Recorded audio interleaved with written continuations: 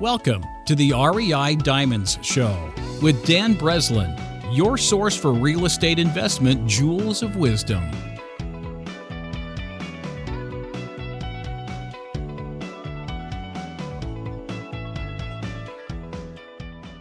Welcome to the REI Diamond Show. I'm your host, Dan Breslin, and this is episode 164 on the lead conversion system for direct-to-seller real estate investors with Dan Schwartz. If you are into real estate investing and into building wealth, congratulations. You are in the right place. My role here on the REI Diamond Show is to invite guests who specialize in building wealth, such as real estate investors and industry service providers, and draw out the jewels of wisdom, those tactics, mindsets, and methods used to create millions of dollars and more in the business of real estate. Today's guest, Dan Schwartz, is the founder and CEO of InvestorFuse, probably the easiest plug-and-play direct-to-seller lead conversion system available in the market. Our regular listeners would probably remember that Dan and I recorded an episode maybe 2 years ago, which I will make sure to reference in the show notes, diving into the topic of lead management.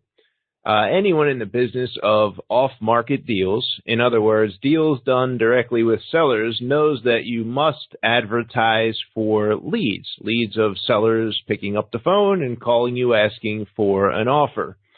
And with that advertising comes the inbound phone calls and hopefully plenty of inbound phone calls. And then before you know it, you have little scraps of paper and notebooks everywhere, and leads start falling through the cracks.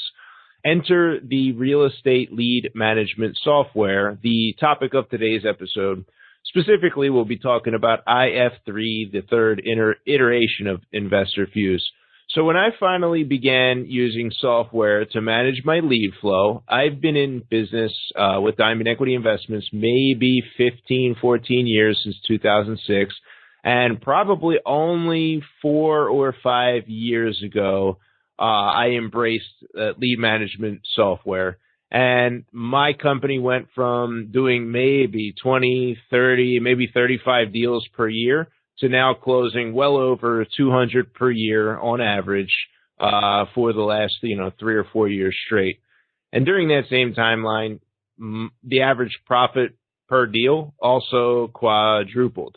Needless to say, I wish I had embraced the investment in lead conversion software much earlier, but you live and you learn. So let's get this one going. All right, welcome back to the REI Diamond Show. Dan, how you doing today? I am doing great. Thanks for having me, Dan. Yeah, absolutely. So we have a lot of exciting things going on. It's August 2020. I think it was like summertime, maybe 2018 last time you were on the show. I'll make sure I have a link in the notes if anyone wants to go back and check that out. But I'm sure your business, as mine, has evolved, dramatically in the last 2 years or so since 2018. Do you kind of want to give a snapshot of the progress you've made with InvestorFuse and some of the other products that you put together here to get us started? Sure. Yeah, it's been 2 years, 2 crazy years.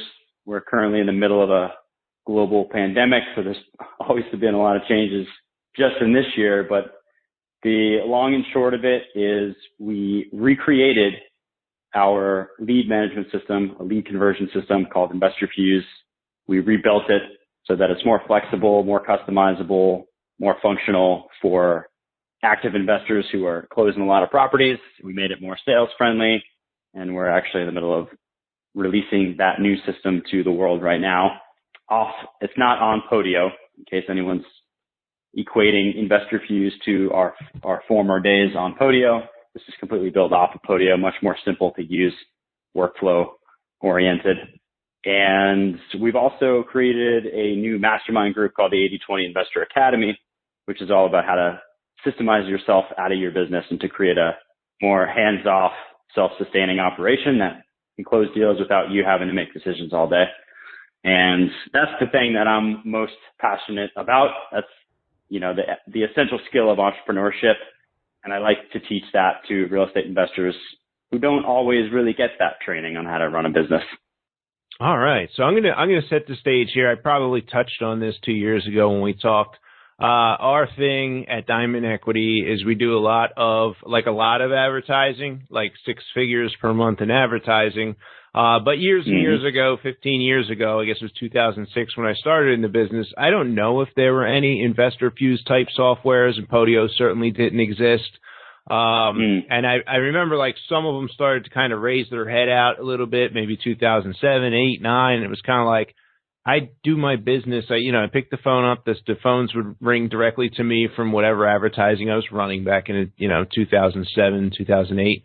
And we would go out to the living room and run our entire business on, notepads. And, all of the deals I still do to this day. We've done 142 to date this year in 2020. And we did like 223, I believe, in 2019. So we're growing. All primarily driven by advertising. We get, as you can imagine, a tremendous amount of lead flow that comes in. And so the key when you're working these off-market deals the way that I am, is that you got to be able to like manage that lead flow. And for the first, 8 years that I was in the business, even when we started to kind of ramp up and do a little bit of volume up until like 2015, it was all off pen and a paper. And so we would have to rely 100% on my memory and my partner's memory.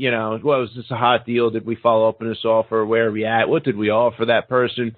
And I remember the early days, and I think the rumor was that it was you or someone on your team kind of helped somewhere in the background build for one of my partners, or was doing like Podio maintenance stuff.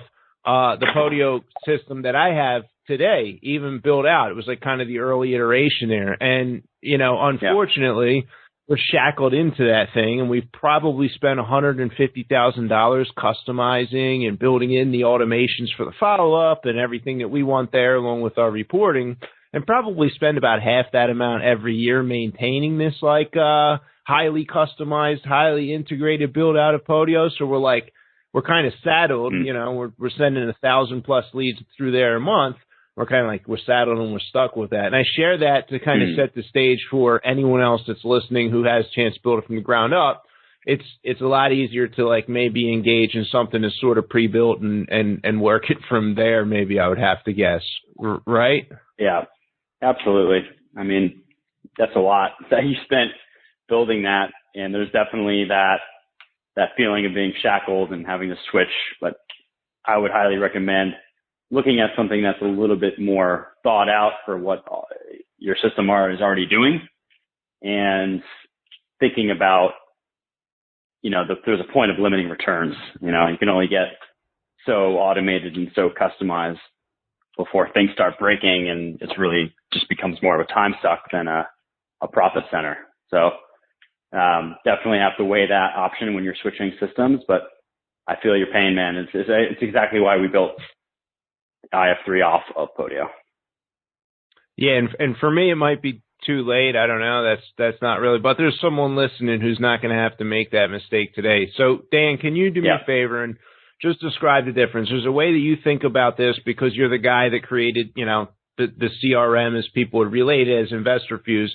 But then somewhere, it turned into the lead conversion system in your mind, and you like thought out that direction. Can you talk more about the difference of the average CRM compared to the lead conversion system that you built? For sure. So it really comes down to just the sales component. Sales is where the rubber meets the road, and it's the thing that most software services or SaaS companies, software as a service products, don't really address at all. Everybody loves lead generation, but lead generation doesn't make you money. It's when you get on the phone and follow up and close deals and make offers that actually makes you the money. So there's a couple different types of real estate software. There's obviously the lead gen tools, the Mojo dialers, all of these platforms that help you get in contact with a data point, like a list that you pull. That in and of itself isn't going to give you a process for taking that deal down and actually getting on the phone with the seller, preparing the offer, et cetera, et cetera, et cetera. And then you have your more, traditional CRMs, which stands for customer relationship management. It's something that you typically would use to maintain an ongoing relationship with someone. And not necessarily built for sales. It's built more for after the sales, actually, traditional CRMs. So it's kind of a misnomer when we're using the word CRM to talk about the tool you're using to close deals. So we call IF3 a lead conversion system, because what it is it's capturing all your incoming property opportunities and giving you a step-by-step process to qualify, follow up, nurture, and close that opportunity, and guiding your team through each of the steps so that you don't need to really think about what you're doing when you log in. It just tells you what you have to do that day. And it's very much a tool to help you turn the chaos into order, especially when you have volume like you have with 1,000 leads coming in. And it's unlike Podio in that it's not like an infinitely customizable thing. Like Podio, you can go in and you can add fields and integrations to your heart's content.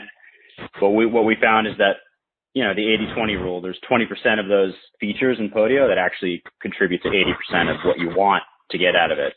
So we went all in on that and built it outside of Podio so that it's not complicated. It's actually extremely simple. You just go in and you click on your action, the first action on your list of actions, and then the action tells you step one, did you get a hold of the seller? Yes or no? If you got a hold of the seller, awesome. What was the data that you just captured on that phone call? Step three, what's the next action that you want to perform? Do you want to go on the appointment? Do you want to follow up in 10 days? Or do you want to mark the deal as dead? It really just takes you down this decision tree so you can't mess up. And when you're spending as much money as you are on marketing, you don't want to mess those conversations and that process of turning it into money. You don't want to mess that process up. And unfortunately, it's the thing that most people mess up, because follow-up is a big pain in the butt, right? You have to follow up with someone, sometimes 15 times just to get a hold of them, let alone to get the thing under contract. So if you don't have a process in place for that, then you're leaving a lot of money on the table. And that's the difference between most CRMs or, all-in-one tools that you might see out there, or Podio-based systems that are very complicated, and what IF3 is, which is real estate sales focused. It's organized, it's affordable, it's action driven, and it's flexible enough to fit to the way that you actually do deals and capture leads. Yeah, you talked about the 80-20 rule on the Podio stuff, and you guys did a bunch of the Podio stuff before.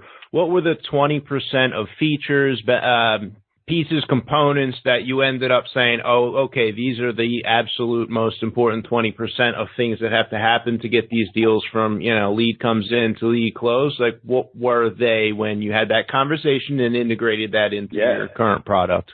Well, it's funny. The most important ones actually aren't even feasibly possible on Podio, which is another reason why we had to create our own thing. For instance, the ability to automatically route a lead to the right person, or to do a round robin if you have multiple people on your team, was not possible in Podio without $50,000 of back-end code. Super redundant. The Podio is not built for stuff like that. So that's one thing. It's just like the ability to route leads. Also, tasks inside of Podio. Tasks are just little boxes that you check. Nothing really happens after you do that. And what we found is that the 80-20 of tasks is that it forces you to take action and not forget to take a next action.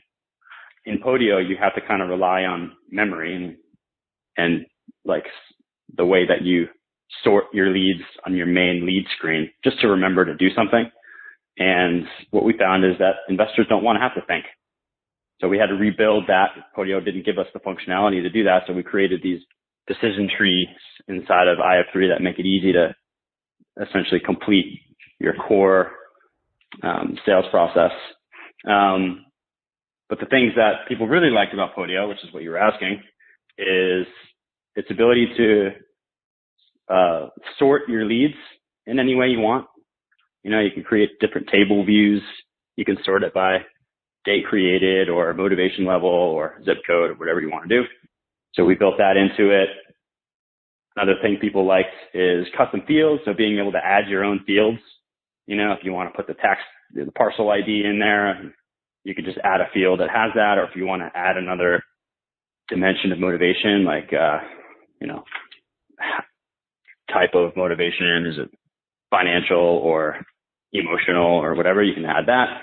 So you can add stuff. We built a labeling system inside of IF3, so you can create custom labels and then sort your views by those labels. So for instance, if you have, say a zip code, you can just create a label around zip code and then filter the list for that. Or you can filter the list by status, or, what stage it's in the sales pipeline. Just go through your leads that way. But the biggest thing really, if you're looking into a CRM, is just making sure that there's some record to tell you what to do next. Because when you hear the term leads falling through the crack, it just means that there isn't anything, there's no visual of what to do next. And there's no way for that to automatically come into your life and make sure that you don't forget about that thing. That's really the key. If you drill it down, if you're just brand new and you're looking for a way to manage your leads, just make sure that there's a system or a spreadsheet even that just tells you very clearly what needs to happen next and when, and who's responsible for it. And if you have that set up, then you can manage things to a scale, to a certain point. Otherwise, it gets a little bit confusing, and you need tools like ours to just make it nearly invisible. All that stuff's happening in the background. You just log in and do the actions it tells you to do, and trust that it's giving you the right thing at the right time. Yeah, that is a good call. I remember deliberating for hours. I went to a seller appointment early on in my own career, and I'd go take some pictures, and I didn't really know what to say next at the appointment. And okay, I guess I'll get back to you tomorrow with an offer after I do my numbers. And I'd sit there for hours, trying to crunch the offer together, figure out how much was the right amount, make the offer, forget to follow up, maybe follow up. Maybe they, shuffled me out the doors. They thought my offer was too low, but, I guess I take a lot of that for granted. The system that I have built for myself at those costs that you just described with the round robin and everything like that, that definitely makes it easier for somebody who's coming up the curve, like in my company, or if they're, out there on their own, to know what the next step is, to have some sort of structure there. There's a lot of nuance that happens, and a lot of mindfulness of the investor, and kind of having intuition as to what they need to say, and, a lot of skill with the sales end of it and the human element, right? But without at least some semblance of the framework early on. I just wish, early on in 5, 6, 7 years, my first 5, 6, 7 years, I wish I would have seen the power of the structure of the system and the software, but I guess it comes with age. So you're running the 80/20 Investor Academy too, Dan, and I'm curious because now you've got, I think, 50, 55 people that you're sort of working intimately, who are working on the business. What are the percentages in the people's businesses that you know of, maybe your own, real estate wise, that is allocated, the success is allocated or is, happening this percentage based on the automation in the system, and this percentage based on, the human element, the intuition, the mindfulness, the skill level of the person that's running the business? Do you have kind of an allocation of, which is more important, or is it not really something that's seen across the board? Yeah, for sure. So the most successful companies have the best people. That's an easy answer. It's always going to be the people behind your business. Automation is just there to enhance the people. It's not the other way around. The people aren't there to just enhance the automation so you can just over automate your business. There is such a thing as an over automated business, by the way, where it just gets too cumbersome and too fragile, really, too complicated. But yeah, it's a great question. I mean, the people component, who you bring onto your team, the extent that they have the right tracking in place from the technology can really prove that you have great people on your team. So, we talk about KPIs all the time in the academy. InvestorFuse helps you track some of your sales KPIs, and you use that data to hold people accountable. It's really about technology is there for accountability for people. But if you have the best tech stack, the best tools, the best software, but you have C and D players on your team, you're not gonna make a lot of money. I stand by that. You need to have great technology, and if you have, on the other side of the spectrum, if you have amazing talent, hustlers on your team that are super motivated and great people, and you're using notepads like you were back in the day, you can make a lot of money. It's really just comes down to that.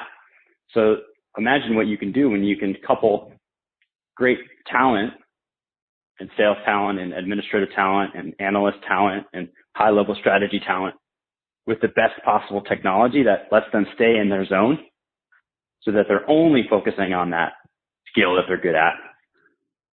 Imagine the echo chamber effect that happens when you couple great talent with great technology. So I believe that, the people component is more important. Yeah, I think you're right on point with that. We never would have made it to where we're at right now without Podio and our customization and organizing things. But it didn't happen in the first 4 months, not even the first year. Yeah. It was like a year, 2 years. Now everyone who was decent at going and closing deals, they also had to get decent at the technology. So there was a little bit of learning curve there as well. It reminds me early on, I would say one of the investor, maybe you didn't have to deal with it. Maybe other people didn't have to deal with it listening, but I know there's some people who are listening to this right now who will run into this early on, or maybe even not so early on. But I remember this point, and it was more of a money psychology thing for me, Dan, looking back, and I'm kind of embarrassed, but I'm going to share this publicly anyway. And it was Sure. there's an element of you can step in crap, you can step in shit and get lucky, right? In a real estate deal, and you make $20,000-$30,000. Maybe you did it on an assignment, a $30,000 assignment to someone else, and you left the job making $65,000 a year, and you made 6 months worth of income in a single deal. My numbers were dramatically lower than that, but I still had this this financial pride. I had figured it all out. I just couldn't, wow, 30 grand, 10 grand, 7 grand, all these big figures for me at the time.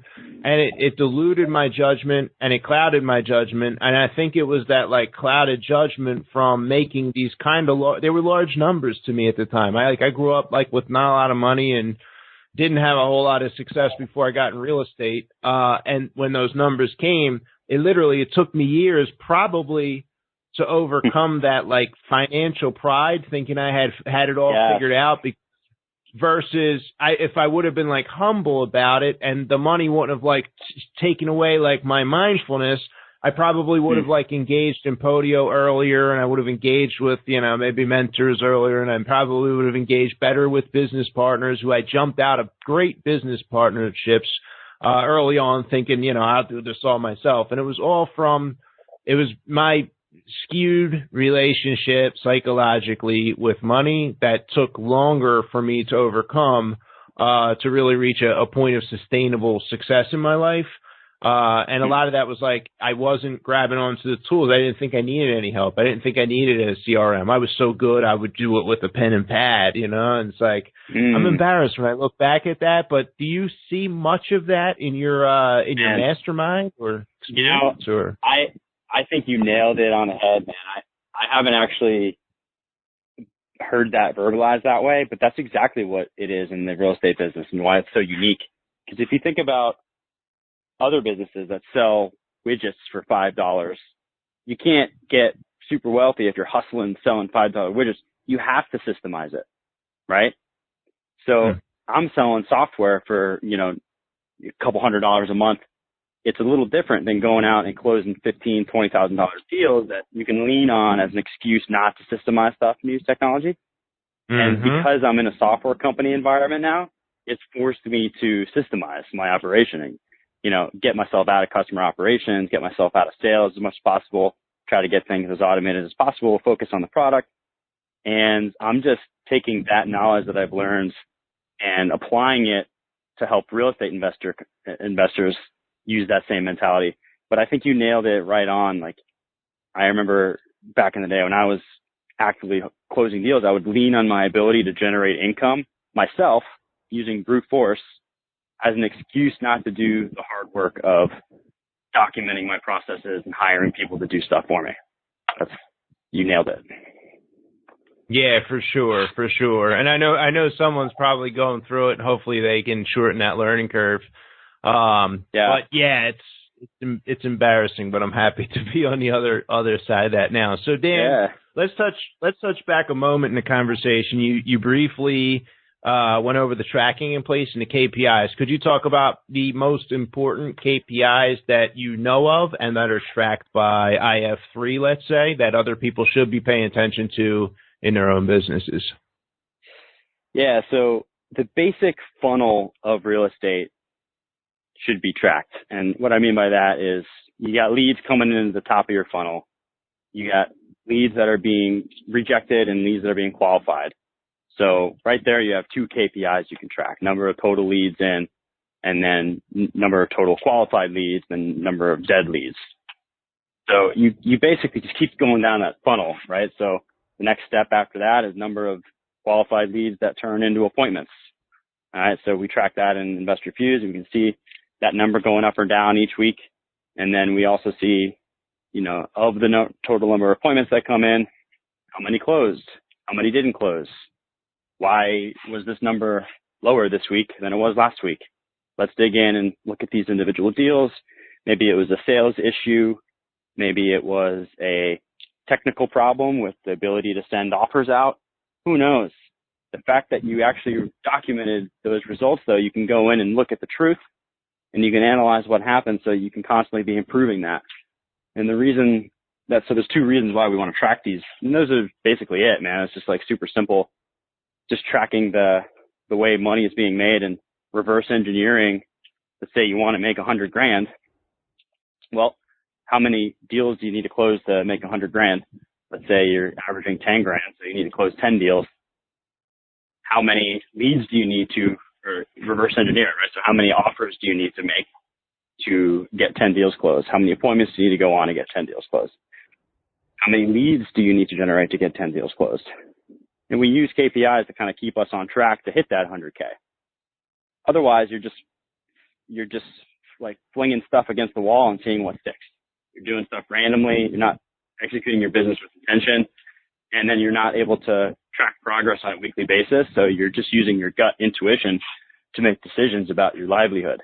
And that's not how the best entrepreneurs play, right? They do everything intentionally, and they use data and tracking and numbers to show the truth.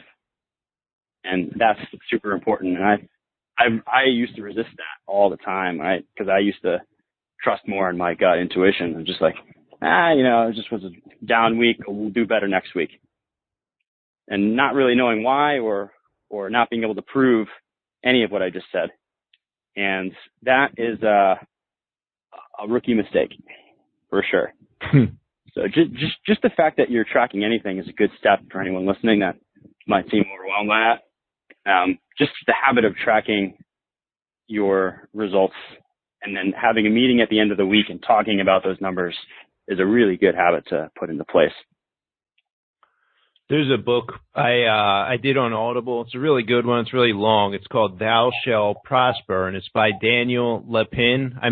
It's Lapin, I believe. And he's like a rabbi to the stars, to celebrities out in Los Angeles, I believe, is kind of his niche, if you will. And one of the things he talked about in that book that jumps to mind is he's like, look, as you plan on prospering, you have to learn how to view numbers. You have to be able to identify a relationship between different numbers, and you have to be able to identify and spot trends taking place in those numbers so that you can figure out where a certain thing is going. And I can't remember if his example had to do something with the stock market, but I know that, I don't know, it's been like 6 or 7 years probably since I went through that, and I probably went through that book a second time, maybe a year or two later, and it literally has taken me that entire amount of time, Dan, in my own personal life I'm 40 years old right now.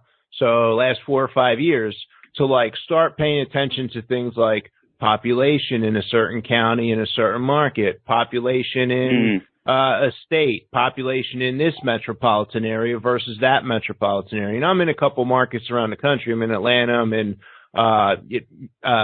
DC, not DC, Maryland, PA, New Jersey, Delaware. I'm in Chicago, 2 hours around any one of those cities. And I've been in and out of a bunch of other markets, but I did the other markets, Dan, gut, wing it. Oh, it'll work out. And, are we making some money here? Yeah. It was like at the end of the year, I barely could do an accounting to figure out I broke even on one. It's like, we're done in this market. It's not really working. But now I pay attention to those exact KPIs and spent, tons of money figuring all that out too, to get a grasp on that. But it's like early on, I know, I don't know if you would agree, but early on for me, when I was trying to pay attention to numbers, the numbers didn't make much sense. But I'd say keep looking at them and staring at them until they start to make sense. Eventually they start to shake out and allow you to reverse engineer and get a grasp on whatever it is you're trying to analyze. Am I spot on with that learning curve? Did you have maybe a quicker or?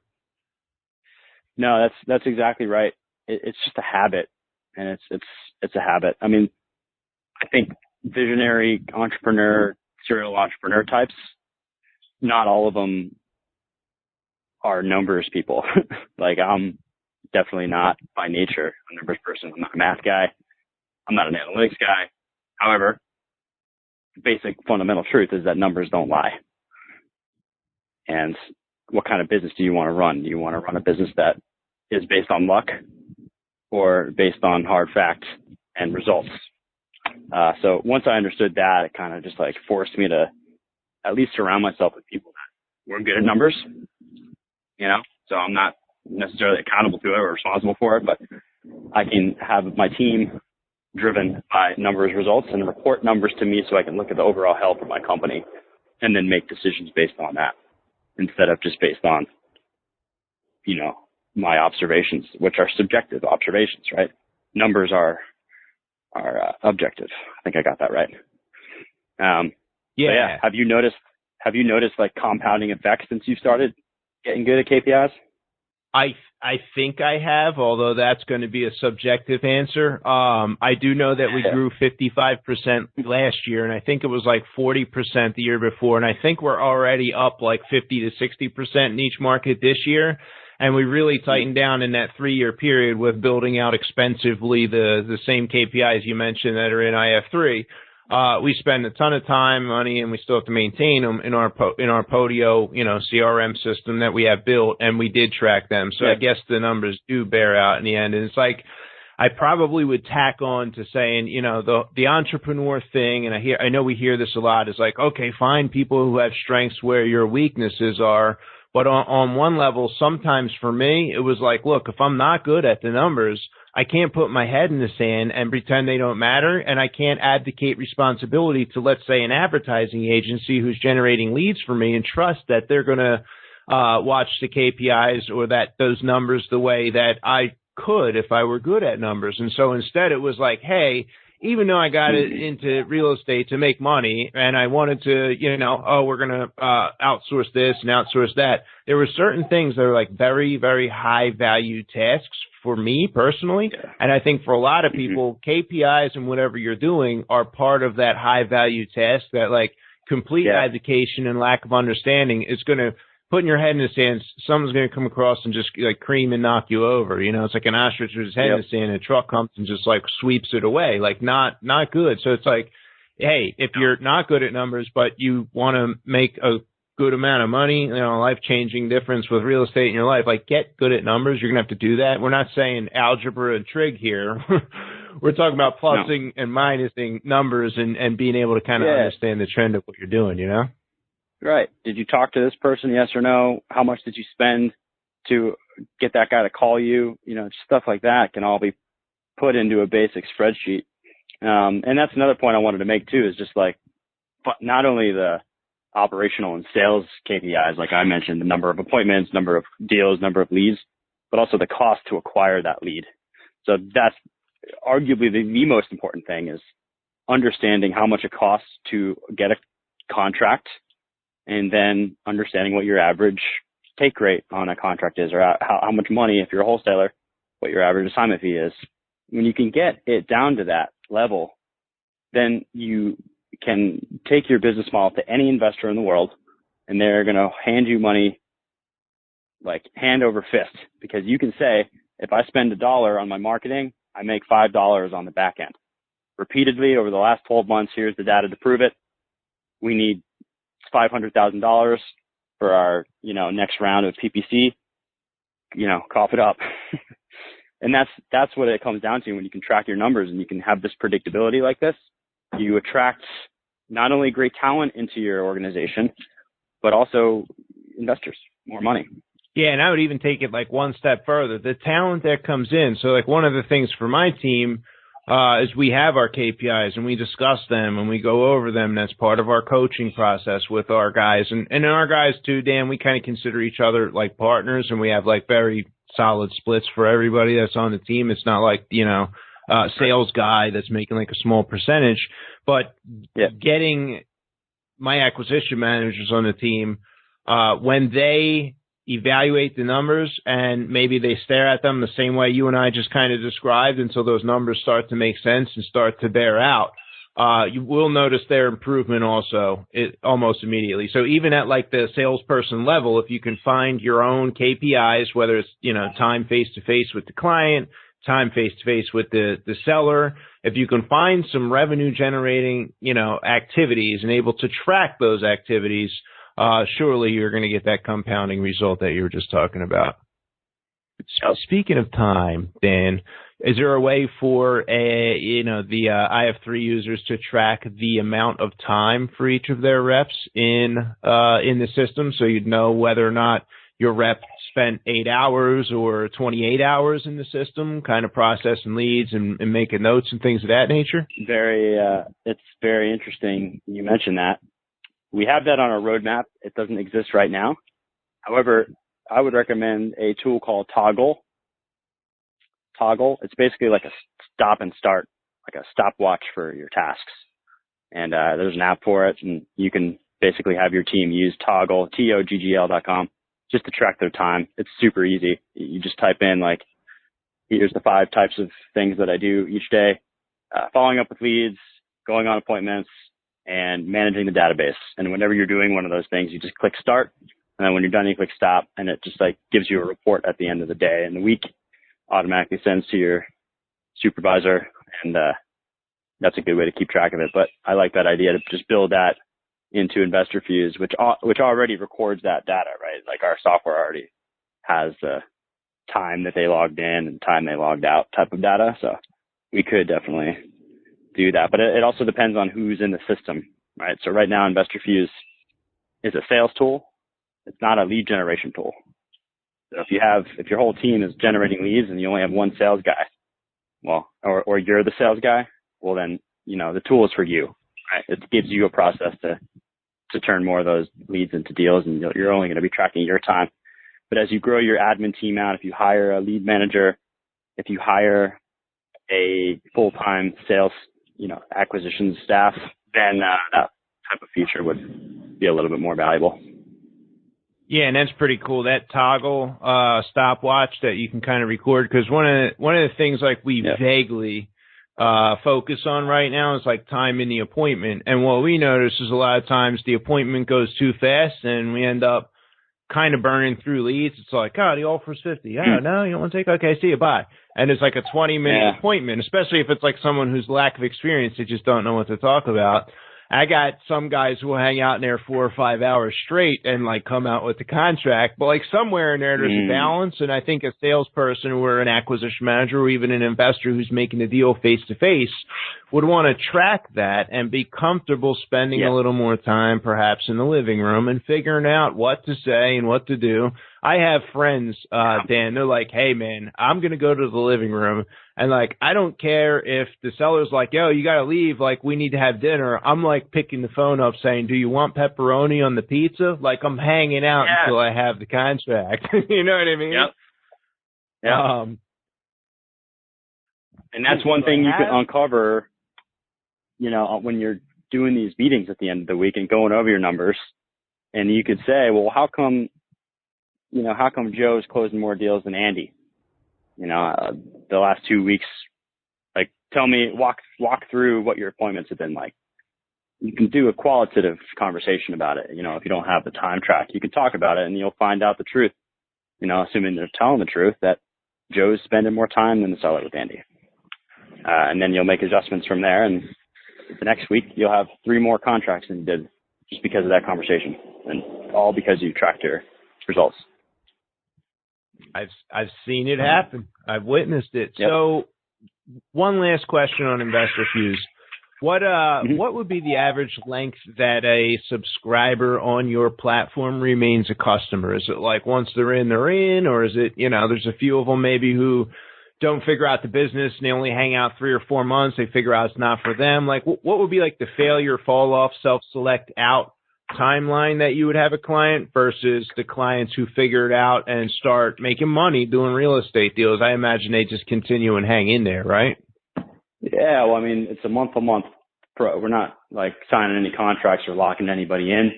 There's people that have been with us for years, and there's people that, aren't doing enough business to warrant the $250 a month that it costs to sign up for Investor Fuse. So it really ranges, but it's a business essential tool, right? Like if you're spending any amount of dollars on generating leads and you don't have a process in place where anyone can go in and turn that into money, then I don't know why you're spending money on marketing, right? It's like, it's designed to be an essential function of your business. And so, we try to create mission critical, essential tools that you're going to need for the length of your career. So the goal obviously is to get people in for as long as they're in business and spending money on leads. Yeah, and I think there's probably a minuscule amount of leads. Let's say you're driving for dollars. You're just starting out, you don't have a lot of money, and you're spending, $200 a month on stamps, and like that's the extent. You could probably do it on a spreadsheet at that point. I mean, once Sure. you start engaging a mail house, and you definitely have to have a CRM. I mean, you got to have all that automation. That funnel has to be built in, otherwise it's just not going to work. Cool. Yep. I know I'm burning. Well, I know I'm burning the clock. Go ahead. No, I'll say this. We're going to be launching a starter plan of Investor Fuse that isn't $250 a month, but much, much less than that. It's not going to have all the bells and whistles, but it's going to have the essential function to help you manage your leads, even if you're doing, 2 to 3 leads a day or a week, even if you're just starting out, just to give you a sense of organization and process around your sales. So look out for that. It's not out yet, and I don't even have the confidence to say when, because with software you never really know. But if people go to the website that we're about to reveal, then they'll be able to see if it's active or not. Cool. So are there any other items? I think that would have been a good one there, but any other items or questions I just didn't know to ask that you could answer for us here, that you want to put a button on everything we talked about?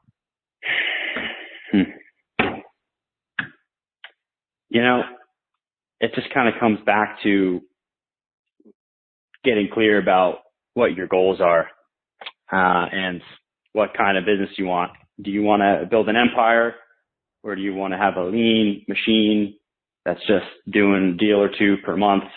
And you want to have the appropriate setup based on what you're going after, right? If you want to build an empire like you are, Dan, then you're going to have to invest a lot into technology. If you're just trying to, pay off your debt, you just want to live a nice, comfortable $10,000 a month lifestyle, then you don't need a lot of fancy stuff, right? So you shouldn't be like consuming 14 hours of YouTube videos on best REI software videos, right? You could literally just use a spreadsheet to get to that point. So it really you gotta just get clear about what you want, what kind of business you want to run. And then remember that you only have 24 hours in the day. So if you don't want to put a cap on your revenue generating time, then you need to create systems. You need to leverage technology, and you're going to need to bring people into the fold with you. You're going to need to hire some people, because there is only 24 hours a day, and you can't do everything yourself without burning out. And you might be great at closing $15,000 deals every once in a while, but you need to start thinking about your, time, value of money. Like, how much am I making per hour of work that I'm putting into this business? And you'd be shocked if you did one of the exercises we teach in our academy, it calculates how much your time is worth. And even like the big ballers in our group, when they do the exercise, find out that, they're spending most of their time on $5 per hour tasks still, right? So that lowers your average down to a lot. So they're only making it's like $98 an hour. If you want to be a millionaire, you have to be making around $700 an hour. So you need to really be diligent about your use of time, and how we do that is through systems and processes and delegation. Otherwise, you're just going to be doing everything yourself, and you're going to be hitting that limit for the rest of your career. So I encourage you to just think about your business, as if you were selling $5 little widgets. What would need to be in place for those to continue to sell without you having to make decisions all the time? So that's just one way to think of it, and that's how I would leave you with that. I like it. So you're running the mastermind groups now, and I have two questions I did ask you before, but we've had 2 years worth of experience in between then and now, and you've been, presiding over this large mastermind environment. For anyone listening that doesn't know what a mastermind is, Andrew Carnegie originally would talk about the mastermind principle. He learned it, he said, from the New Testament of the Bible. And it said that where two or more of my, believers are gathered in my name, there I am present. So essentially what he was getting is that when there was 2 or 3 people and they all had their interests aligned and they were working in a mastermind group, it was like the wisdom of God showing up, like much more than any one of those, men or women could put together and come up. But that like grinding, conversating, and sharing of ideas back and forth that Andrew Carnegie described, that's the mastermind principle that built U.S. Steel eventually from Carnegie Steel and made him, tons of money. And so many people utilize this without even knowing what is meant by the mastermind. That's what's meant by it. So you've had this, beautiful collection of people who are sharing the best ideas and coming up with this like group think in a much more positive way here. So the 2 questions I have from your observations over the last 2 years and getting to be a part of that, Dan, number one, I'm going to say, what would be 1 or 2 books you've heard recommended or recommend most often? And then the other 2 would be, what crown jewel of wisdom have you pulled out of that group mastermind experience over the last 2 years? So those would be my 2 questions. Yeah. So books, the one that's most relevant to my academy, which is systems focused, is a book called Traction, and a book called Work the System. Traction gives you a simple formula for just how to run a more organized operation. And Work the System basically shows you that no matter how complicated your business is, it's possible to break it down into a series of steps, a series of cause and effect, and a series of decision-making guidelines that you can essentially just put everything on paper and step away. So if you have limiting beliefs around my business is too complicated to systemize, or if you're just overwhelmed with the task of having to do that, then Work the System is a good book. On the more spiritual side, not like religious or anything, but just mindfulness, there's a book that we talk about a lot called The Happy Pocket Full of Money. It's a money mindset book that goes pretty deep into actually meditation and consciousness and all these deep topics and how they actually relate to your ability to create money and value. So it's not religious at all. It's very it's spiritual, but it's not religious. And those are the 3 books. And what was the second question? The second part will be, what would be the crown jewel of wisdom that came from that group mastermind you've seen over the last 2 years? The crown jewel of wisdom, I've already said it probably on this call, just around becoming replaceable. There's wisdom and there's tactics, right? We talk about tactics all the time on these calls, but it's this high level strategy of how you're applying your energy. So I think that the big aha moment here for everyone listening is that you're listening to this podcast, you're out there every day doing the work to grow your company. And if you feel like you're brute forcing it, if you feel like you're doing everything yourself, if you feel overwhelmed, it's not for a lack of trying, right? Because you're doing all the work. You have the energy, you're putting it in. The fact that you're overwhelmed means that you're like, you want to succeed, right? And that you're like in this to try to make this happen and to support your family and to create a better lifestyle for yourself. It's where you're focusing that energy. That is the big aha moment, the revelation. And if you can apply that same energy that you're currently applying to feeling overwhelmed and trying to do everything yourself into creating a system, documenting what you're doing, especially for low-level stuff that you hate doing, and handing it off and delegating it properly to someone else, if you put all your attention into that activity alone and spend more time doing high dollar generating activities, it just across the board will transform your business and your life. So it's not for lack of trying. It's just for you're applying your energy to the wrong strategy, which is to try to do everything yourself. So that is the big aha moment, pearl of wisdom. And I hope that resonated with a lot of you guys. And yeah, this has been fun, man. I really enjoyed this conversation. So I'm going to button up my little piece on there, and the replaceable part harkens back to like, I don't know, minute 15 when I was sharing about my psychology with money.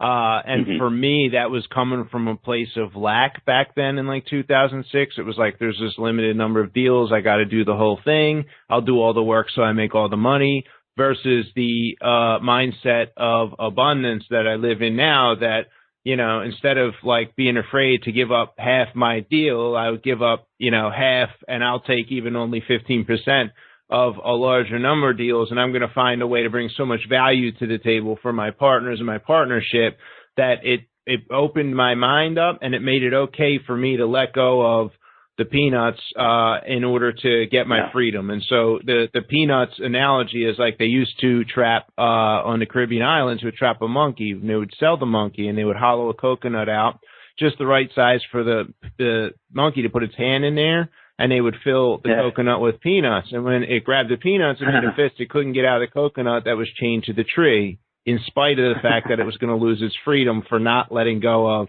the peanuts. So for me, the whole deal and having to have all the money and keep all the responsibility was my peanuts in life. For some people, it's the 9-to-5 job that they're looking to make that stretch and create the new life, maybe in real estate. A lot of people have a different, you know, form of thing, you know, holding them back that they're afraid to let go of, even though it equates to the freedom and the new life. Cool. Dan, we're at the top of the hour, but do you want to share the URL where people can get some more information if they're interested in checking out Investor Fuse? Absolutely. If you need a system to organize your sales and your leads, to track everything coming in, to communicate with your sellers, to communicate with your buyers, to manage the whole sales process, we put together a special link for you. Just go to reileadmgmt.com.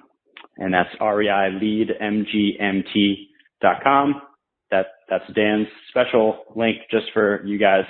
And you'll get access to all the information about the software, all the information about everything else that we're doing. All right, cool. Hey, Dan, I appreciate you taking the time to share about the system, share about your wisdom and knowledge about the real estate business. It's been good, and I appreciate you coming on the show. Yeah, thanks so much for having me, and best of luck, everybody.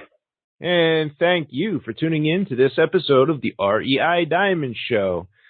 Remember to review and subscribe on iTunes or your favorite podcasting app. Just search REI Diamonds and click subscribe. You can sign up to receive new episode notification emails at www.reidiamonds.com, as well as check out the 164 episode archive now of Wealth Building Real Estate Investment Jewels of Wisdom. I've made millions of dollars by using the wisdom shared on this show over the past few years. That website again is reidiamonds.com.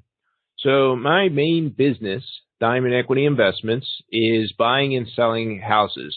223 houses bought and sold in 2019, and 146 houses bought and sold so far in 2020. We currently have another 115 houses in our inventory under construction, for sale, or sold and awaiting closing. So here are 3 ways you and I can do business. Number 1, if you buy houses in Atlanta, Chicago, or the Philadelphia region, anywhere within a 2-hour radius of those cities, go to dealswithroi.com and sign up for the correct buyers list. There are 5 lists in total, separated by region. Number 2, if you are an accredited investor and you would like to passively fund a deal or many deals of mine directly with Diamond Equity Investments, not other people's deals, go to fundrehabdeals.com and sign up to receive private mortgage investment opportunity emails. And number 3, if you have a deal for sale, preferably a fix and flip or a multifamily deal in either Atlanta, Chicago, or the Philadelphia region, please send me an email with the details. And this brings us to the end of this episode. Next time, we have Brian Adams joining us here to discuss the reasons he is bullish on suburban office properties, along with some updates on how the commercial real estate market is rebounding a bit after COVID. Until then, keep closing deals, and I'll catch you next time. Thank you for listening to this episode of the REI Diamonds Show with Dan Breslin. To receive email notifications of new weekly episodes, sign up at www.reidiamonds.com.